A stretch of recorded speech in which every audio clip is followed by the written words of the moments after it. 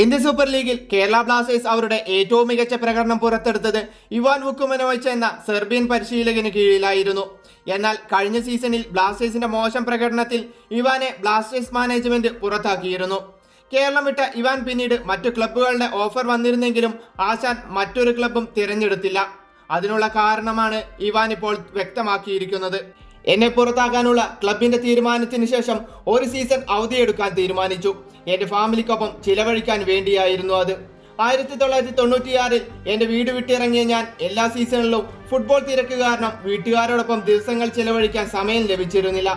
അതിനാൽ ബ്ലാസ്റ്റേഴ്സ് വിട്ടതിനു ശേഷം ഒരു സീസൺ അവധിയെടുത്തു, വുക്കുമനോവിച്ച് പറഞ്ഞു. എന്നാൽ ഇവാൻ ക്ലബ്ബ് വിട്ടതിന് ശേഷമുള്ള അതേ അവസ്ഥയിൽ തന്നെയാണ് ബ്ലാസ്റ്റേഴ്സ് ഇപ്പോഴുമുള്ളത്. പ്ലേ ഓഫ് കാണാതെ ISLന്റെ 10ാം സീസണിലും ബ്ലാസ്റ്റേഴ്സ് പുറത്തായി. ഇനി ബ്ലാസ്റ്റേഴ്സിന്റെ മുന്നിലുള്ളത് സൂപ്പർ കപ്പ് ടൂർണമെന്റ് ആണ്. ഇടക്കാല പരിശീലകനായി മലയാളിയായ പുരുഷോത്തമിന് പകരം മുഖ്യ പരിശീലകനെ തേടുകയാണ് Blasters management. Keralam short list ചെയ്ത പരിശീലകരിൽ ISLൽ പരിചയസമ്പത്തുള്ളവരും കേരളത്തിന്റെ മുൻ പരിശീലകനായ ഇവാൻ വുക്കുമനോവിച്ചിനെയും പരിഗണിക്കുന്നുണ്ടെന്നാണ് റിപ്പോർട്ടുകൾ പറയുന്നത്.